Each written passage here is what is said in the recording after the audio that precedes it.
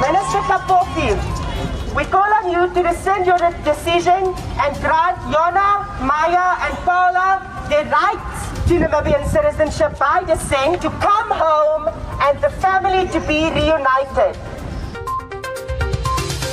Welcome to yet another edition of the Context Podcast. My name is Enoke Kaumba. This is where we review stories that were reported by the Namibian newspaper during the course of the week. Straight from Independence celebration, the fourth week of March started off with a story that dominated the headlines. Not only dominating, but it also got people talking.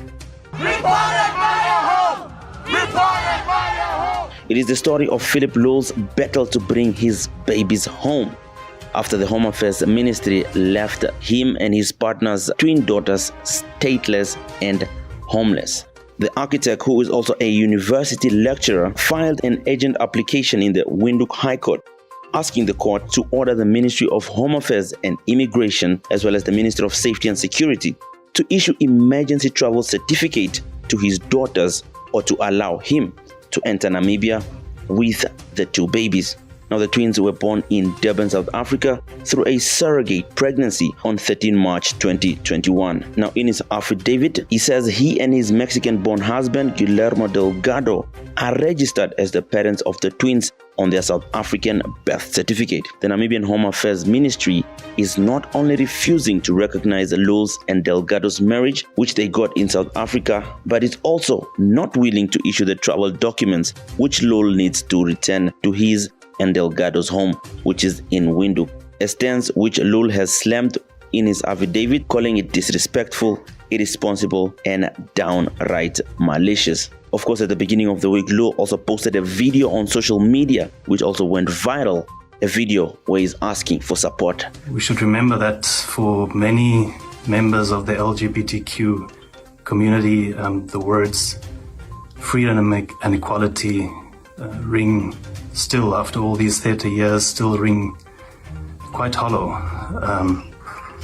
And we have a Minister of Home Affairs who is essentially closing the door of the Namibian house to two baby girls that are, not even a week old today.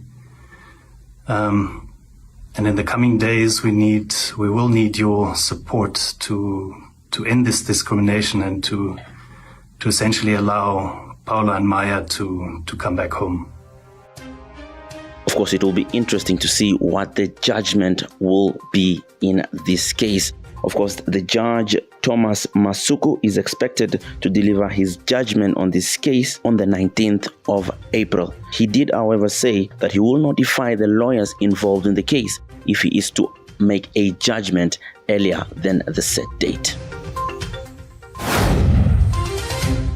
Now, moving on to Wednesday's edition. Wednesday also had a dominating story.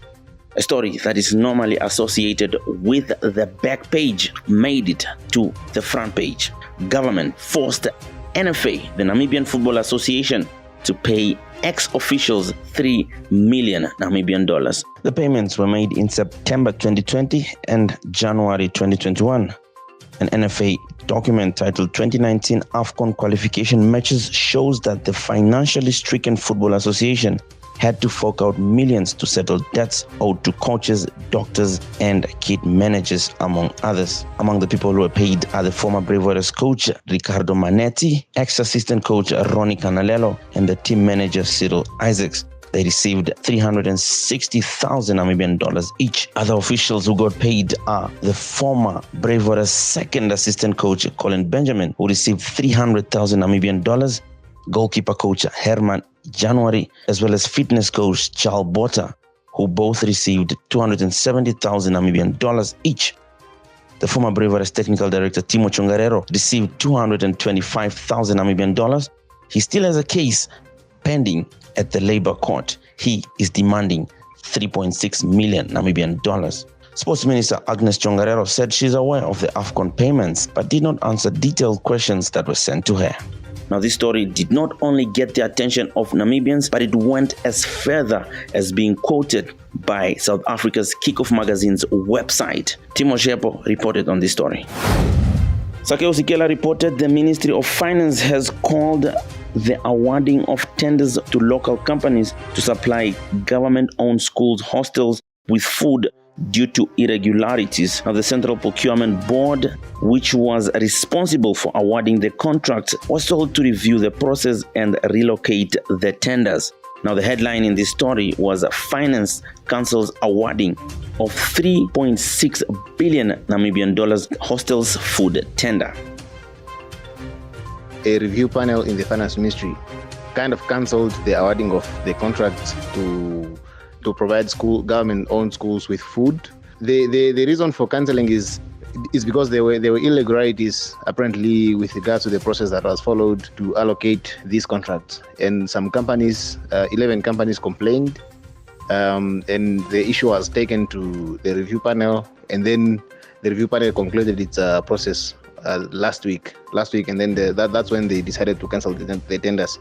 The concerns that were raised, some of them include the procurement board or the central procurement board asking the companies to have an agreement or at least a document that proves that they have committed to buy products from local producers. Yeah, if they didn't have that, then that should serve as a disqualifying criteria. So that was one of the bone of contention, and another bone of contention was the issue of companies not having access to warehouse or not having warehouses at all where they can store their products, and 87 of them were disqualified because based on some of those criteria, and then only 8 were picked. Some of them who have been already benefiting from these tenders. Yeah, so the questions now that were raised by some of the politicians in Parliament relates to why these companies, some of them had been benefiting already, and then some of them are kind of in the same place or are from the same part of the country. Why is it that they are always the ones benefiting? Is there something that has to do with tribalism, perhaps, or is there something that has to do with favoritism, perhaps, from the procurement board? So currently, we are still waiting for the Central Procurement Board to respond to the review panel in the Finance Ministry, so that we can see whether if they are going to go ahead with their initial award, or they are going to redo the whole process. What are the possible developments in the story? Yeah, as I said, that we are waiting for the Procurement Board to pronounce itself on the order of the review panel.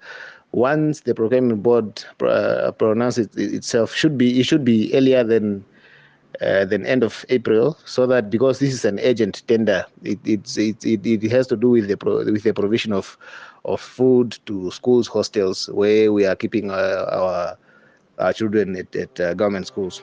Yeah. And finally, in sports, while Namibia's Brave Warriors failed to qualify for the Africa Cup of Nations next year in Cameroon, the island of Comoros made history as they qualified for their first ever Africa Cup of Nations. A draw and a win against both Togo and Kenya, as well as a draw against superpower Egypt, was enough to see the small nation make it to their first ever Africa Cup of Nations.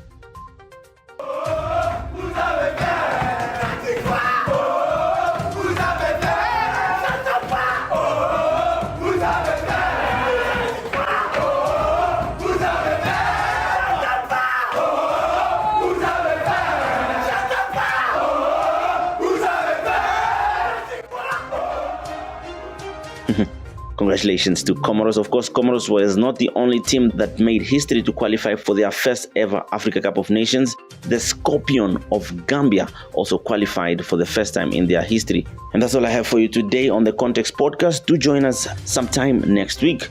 The podcast that reviews stories that were reported by your favorite newspaper, the newspaper that tells it like it is. For me, Enoke. Bye-bye.